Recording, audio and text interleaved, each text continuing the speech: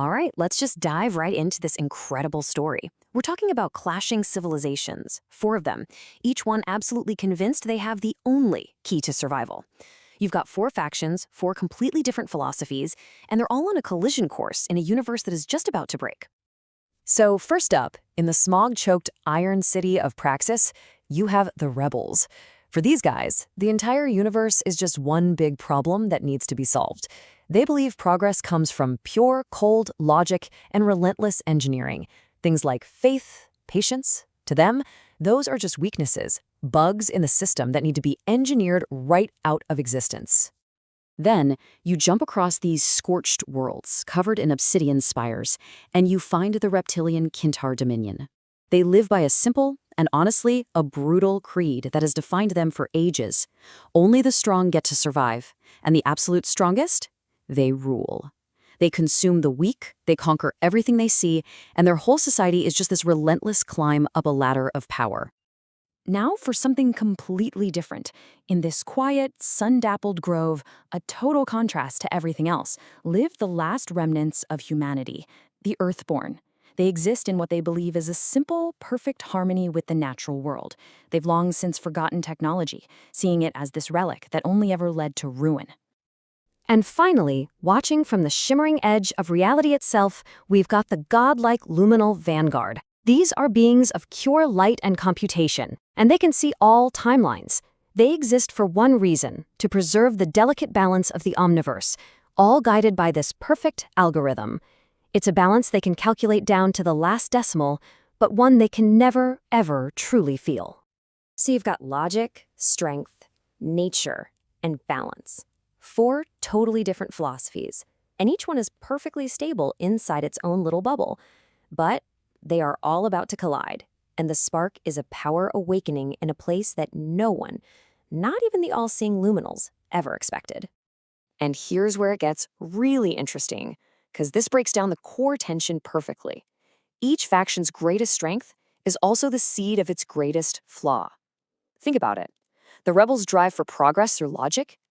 It leads to a crippling impatience. The reptilians' obsession with strength? It just fuels this cycle of endless self-destructive conquest. The humans' harmony with nature makes them deeply afraid of the unknown. And the luminals, with their quest for balance, are so emotionally detached they can't really understand the universe they're trying to protect. So, the inciting incident, the spark that's about to light this galactic fire, is a young human girl named Kosha. A psychic power awakens inside her, a power so immense it literally starts to crack the walls of her reality. And it reveals that her natural world is just a very sophisticated simulation called Sector 17. This power surge, it's like a beacon, drawing the unwanted attention of all 4 factions. The rebels, of course, are the first to react. Driven by that crippling impatience we just talked about, their top engineer, Sukta, sees a simple problem with a simple solution. As he says right here, he thinks overwhelming force is the only language the reptilians get. It's a catastrophic underestimation of an empire built on centuries of warfare. Sukta's impatience leads directly to a brutal siege.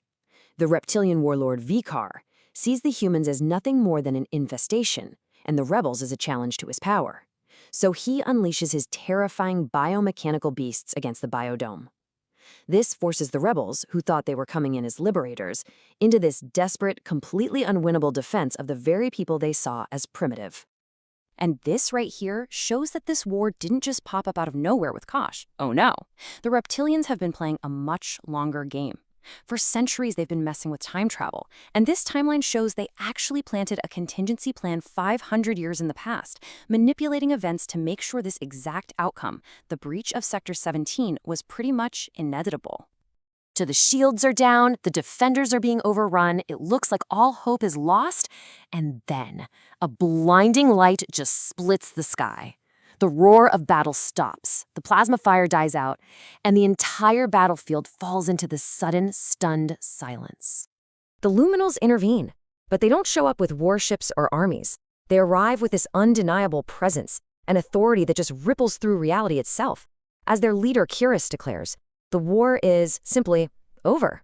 They force a stop to the fighting, creating a whole new battlefield, one of ideas, not armies. This whole stalemate boils down to a solution from ancient reptilian tradition, a one-on-one duel to decide the winner. But just look at the opponents here. On one side, you have the hegemon Volcar, the living embodiment of physical might and absolute conquest, armed with sharpened claws. And on the other, the child, Kosh, the embodiment of psychic empathy and mutual understanding, armed with nothing but unconditional love. Vikar expects this to be an easy, brutal victory, a foregone conclusion. But Kolsch, she doesn't fight him. She doesn't even try. Instead, she reaches into his mind. She doesn't show him fear or pain. No, she floods his consciousness with compassion, forcing him to experience the millennia of suffering his endless war has caused, to actually feel the cost of his strength. In a moment that just shatters thousands of years of reptilian history and tradition, Vikar is standing over the child, his claws raised for the final strike, but he hesitates. He looks down and he doesn't see an enemy to be crushed. He sees the simple, undeniable truth of what he's become, and for the first time in the entire history of his race, the hegemon surrenders. Vikar's surrender wasn't the end, though. It was the beginning. The physical war was over, but the war of ideas had just begun. The first step was forming a council, a super fragile alliance of former enemies. From there, they started these daring cultural exchanges to try and build trust, and began the huge task of weaving their economies together. They literally had to build a new world from the ashes of the old one. But yeah, this unity was not built overnight, not even close. Each faction had its own internal war to fight. The reptilians, who were defined by dominance, had to unlearn generations of pride and find a new meaning for strength, in protection, not conquest. The rebels had to upgrade their logic to compute things like trust and love, realizing not every problem can be solved with an algorithm. For the humans, it meant healing from the trauma of being captives and learning to trust both technology and outsiders again. And the luminals, they had to learn that understanding the cosmos from afar is not the same as actually living in the messy, beautiful reality of it all. But over years of struggle and talking and just so much hard work, they do it.